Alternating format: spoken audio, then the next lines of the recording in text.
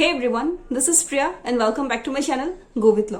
तो advocates amendment bill 2025 के बारे में आप सभी ने सुना ही होगा, आप सभी ने पढ़ा भी होगा और आप सभी ने देखा ही होगा। लेकिन फिर भी मुझसे कई लोग पूछ रहे थे कि मैम इसमें कुछ पॉइंट्स जो दिए गए हैं उनको डिस्कस करिए। तो आज के वीडियो में यही बात डिस्कस करेंगे और वीडियो के एंड में आप मुझे बताइएगा कि ये जो एडवोकेट अमेंडमेंट बिल 2025 जो आने वाला है, अभी तक देखिए फाइनल हुआ नहीं है, इस चीज को फाइनल मत मानिए क्योंकि 28 फरवरी तक आपके पास समय है। अगर आप कुछ चेंजेस कराना चाहते हैं, कोई भी सजेशन है, आपका लीगल ओपिनियन है, कुछ भी, तो आप ईमेल कर सकते हैं डायरेक्ट। ठीक है, तो इसलिए फाइनल नहीं है अभी तक। 28 फरवरी के बाद देखिए क्या होता है। तो फिलहाल कुछ ये जो अमेंडमेंट्स के जो पॉइंट्स हैं, जो जिन्हें प्रपोज किया गया है, चेंजेस कुछ लाने जाने चाहिए, केंद्र सरकार के द्वारा ये सारा कुछ किया गया है। ठीक है, तो वीडियो को एंड तक देखिएगा और अभी तक आपने अपने चैनल गो विथ लॉ को सब्सक्राइब नहीं किया है तो जल्दी से सब्सक्राइब करके बेल आइकन को प्रेस कर दीजिएगा ताकि इस तरह की उसके नोटिफिकेशंस आप सभी तक पहुंच जाए। तो हम स्टार्ट करेंगे आज का वीडियो। हाँ, और वकीलों को इससे क्या हो सकता है, बहुत बड़ा नुकसान या बहुत बड़ा फायदा, ये आप मुझे कमेंट में यानी कि वीडियो के एंड में कमेंट करके जरूर बताइएगा। ठीक है, तो हम स्टार्ट करेंगे आज का वीडियो। तो देखिए, ये जो स्टेप लिया गया है अमेंडमेंट का, ठीक है, ये इसलिए लिया गया है क्योंकि एडवोकेट्स एक्ट 1961 जो था वो बहुत ही ज्यादा पुराना हो चुका है और समय के साथ साथ चीजों को, लीगल प्रोफेशन को अपडेट करना बहुत ही ज्यादा जरूरी है।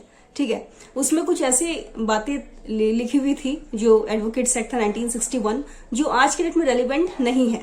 तो इसीलिए जो चेंजेस है, जो अमेंडमेंट है, वो लाना बहुत ही ज्यादा आवश्यक है। तो हम स्टार्ट करेंगे आज का वीडियो। तो पहला जो है लीगल प्रैक्टिशनर डेफिनेशन एक्सपांशन, पहला पॉइंट आपको दिख रहा होगा स्क्रीन में। ठीक है, ये कहता है कि जो डेफिनेशन है लीगल प्रैक्टिशनर का, उसको एक्सपांड किया गया है सेक्शन 2 के तहत। यानी कि इसमें सिर्फ अभी एडवोकेट से नहीं आएंगे, इसमें काउंसिल्स भी आएंगे और जो भी प्रैक्टिस करते हैं कोर्ट में वो लोग भी आएंगे, कॉर्पोरेट लॉयर्स भी आएंगे, इन हाउस काउंसिल्स भी आएंगे, ये सारे लोग आएंगे।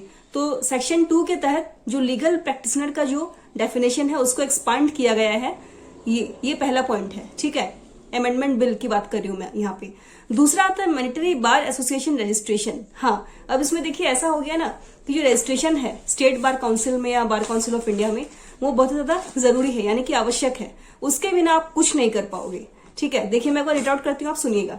A new section 33A mandates that all advocates practicing before courts, tribunals or authorities must register with bar association where they primarily practice। यहाँ पे भी वो प्रैक्टिस कर रहे हैं, ये बात उन्हें भी पता है कि उन्हें रजिस्टर कराना होता है बार काउंसिल ऑफ इंडिया में, या जो स्टेट के बार एसोसिएशन उसमें उन्हें रजिस्टर कराना पड़ता है खुद को। तो ये देखिए उनको रजिस्टर कराना पड़ेगा, ये भी जो प्रोविजन है इसको एकदम कंपलसरी कर दिया गया है। ठीक है, और मान लीजिए वो कल को कहीं पे भी प्रैक्टिस करते हैं, उनका लोकेशन या फील्ड कुछ भी चेंज होता है तो उन्हें जो बार एसोसिएशन है पुराने वाले, वहां पर उनको नोटिफाई करना होगा विद इन 30 डेज। ठीक है, और जो एडवोकेट्स है वो भी अलाउड होंगे कि वो सिर्फ एक ही बार एसोसिएशन में वो वोट दे सकते हैं, यानी कि advocates will be allowed to vote only in one bar association. ठीक है, इस बात को आपको ध्यान में रखना है। यही कुछ चेंजेस हैं, तो आइए हम आगे और डिस्कस करते हैं। फिर आता है ban on court boycott and strikes.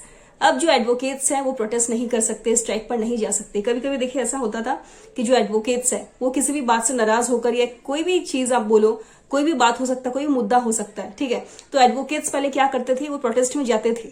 तो अगर इसमें यही कहा गया है कि अगर वो एक दिन के लिए कुछ करते हैं प्रोटेस्ट वगैरह तो चलता है, लेकिन 2 दिन, 3 दिन या 4 दिन, मतलब इस तरीके से वो करे कि जो कोर्ट की जो प्रोसीडिंग्स है वो डिस्टर्ब ना हो, कोर्ट की जो भी है प्रोसीडिंग्स वो डिस्टर्ब ना हो, एकदम भी कोर्ट को डिस्टर्ब ना करे। बाकी वो 1-2 दिन का अगर कुछ करते हैं, बैन करते हैं, ठीक है, कोर्ट को बॉयकॉट करते हैं, स्ट्राइक्स करते हैं, हड़ताल पे जाते हैं, तो वो चलेगा। लेकिन इस पे भी देखिए बैन लगा दिया गया है कि वो अब लंबे समय तक वो हड़ताल या ये सब नहीं कर सकते, या करेंगे भी तो जो कोर्ट की जो प्रोसीडिंग्स है वो डिस्टर्ब ना हो। इन बातों का उनको ध्यान पे रखना होगा।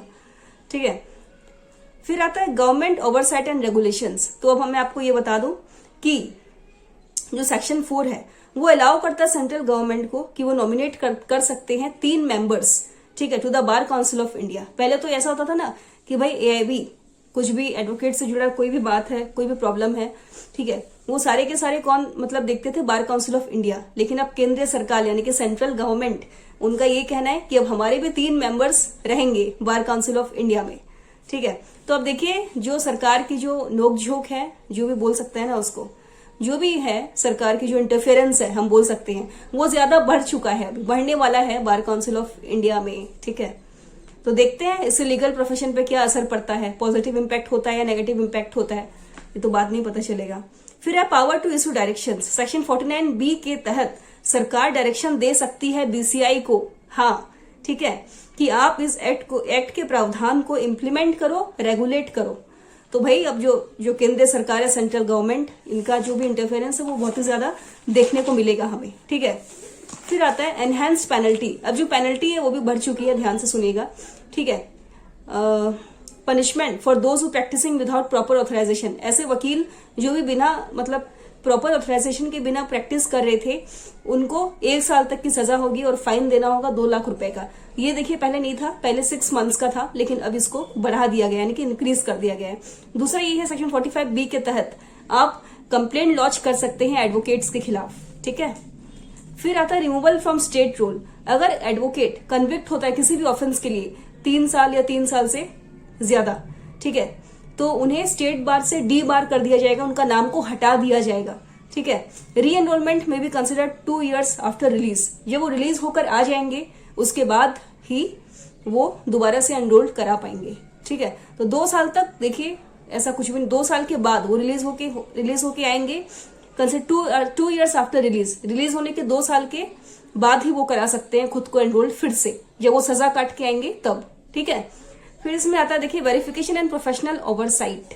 तो इसमें देखिए जो भी एडवोकेट्स की डिग्री है, एड्रेस है उनका, सीओपी है, ठीक है, वर्क प्लेस है, प्लेस ऑफ प्रैक्टिस है, ये सारा को वेरिफिकेशन करना होगा इन एवरी 5 years हम बोल सकते हैं, ठीक है। Will be verified in every 5 years। हर 5 साल में इनके जो डिग्री है, एड्रेस है, वर्क प्लेस है, इनका सीओपी है, सारा को 5 साल में क्या करना होगा, 5 साल में वेरीफाई करना होगा, ठीक है।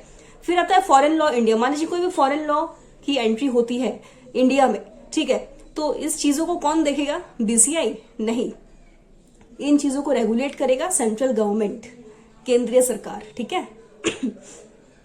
हाँ, और मान लीजिए कोई फेक और फोर्ज्ड डिग्री लेके घूमता है, लॉ की डिग्री, तो वो सीधा डिस्क्वालिफाइड होंगे। कोई पेनल्टी नहीं है उसके लिए, कोई सजा का प्रावधान नहीं है, कुछ भी नहीं है, वो सीधा डिस्क्वालिफिकेशन कर दिया जाएगा, उन्हें डी बार कर दिया जाएगा। फिर आता है legal education and professional training. इसमें देखिए एक नया ऐड हुआ है इसमें, हाँ, वो ये है कि एनरोलमेंट के पहले, एनरोलमेंट के बाद जो बच्चे हैं, एडवोकेट्स हैं, उनका प्री एंड पोस्ट ट्रेनिंग कराया जाएगा, कंडक्ट कराया जाएगा, एनरोलमेंट के पहले, एनरोलमेंट के बाद भी, ठीक है। एआईबी देखिए इसमें कंपलसरी रहेगा, एआईबी जगह पे है, वो नहीं हिला अपनी जगह से, वो कंपलसरी रहेगा। एआईबी आपको पास के जैसे करते हो आप हर साल, वो करना ही पड़ेगा, वो कंपलसरी है, ठीक है, उसमें कोई चेंजेस नहीं है। लेकिन फुल प्रैक्टिस राइट जो है वो आपको मिलेगा कब, जब आप अपना एआईबी का एग्जाम क्लियर कर लेते हो। इसमें 2 साल का ऐसा कोई प्रोविजन नहीं है, ठीक है। फिर आता है women reservation. Bar council of India में मिनिमम 2 seats यानी कि वुमेन रिजर्वेशन के लिए ये कहा गया है, इस अमेंडमेंट के जो भी बिल्स हैं इसमें प्रपोज किया गया है इस पॉइंट को, ठीक है, कि वुमेन रिजर्वेशन, हाँ, वुमेन रिजर्वेशन को बार काउंसिल में जगह देना होगा, minimum 2 seats for women reservation इन्हें रखना होगा, ठीक है। तो ये थे कुछ, आगे और भी चेंजेस हो सकते हैं, जिसके एनरोलमेंट फीस 750 जो थे एडवोकेट्स एक्ट 1961 में, अगर आपने अच्छे से पढ़ा है कि नहीं मुझे नहीं पता, मैं वीडियो भी बनाई थी उस पर एक बार, कि एनरोलमेंट फीस को चैलेंज किया गया था, है ना। 750 रुपीज जब लिखा हुआ है तो फिर वो रजिस्ट्रेशन के लिए इतने पैसे कैसे ले रहे हैं एनरोलमेंट के लिए, है ना। तो ये कुछ चेंजेस है इसमें, देखिए आगे हमें देखने को मिलेगा ये सब कुछ। और ये सारे कुछ पॉइंट्स थे जो अमेंडमेंट के लिए प्रपोज्ड की गई है, ठीक है, पब्लिक ओपिनियन के लिए सर्कुलेट की गई है। तो हम देखते हैं कि 28 फरवरी तक आपके पास टाइम है, क्या क्या ओपिनियन उन्हें मिलता है आपकी ओर से, और आपको क्या लगता है ये जो चेंजेस आएंगे, जो अमेंडमेंट्स आएंगे, जो एडवोकेट्स का जो बिल है 2025 अमेंडमेंट्स बिल, तो ये आपको क्या लगता है, इससे हमारा फायदा होगा या नुकसान होगा। देखिए मैं भी एक एडवोकेट हूं, लेकिन मुझे ये लगता है, मतलब मेरा ओपिनियन ये है कि ये नहीं होना चाहिए।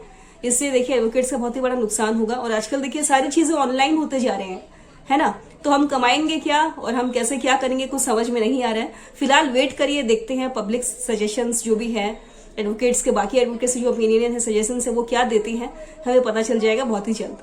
तो अगर ये वीडियो आपको अच्छा लगा तो प्लीज वीडियो को लाइक करिएगा, चैनल को सब्सक्राइब करिएगा। कोई डाउट है तो मुझे कमेंट में जरूर पूछिएगा। I hope you guys are doing good. See you guys in next video. Bye bye, take care everyone, good night.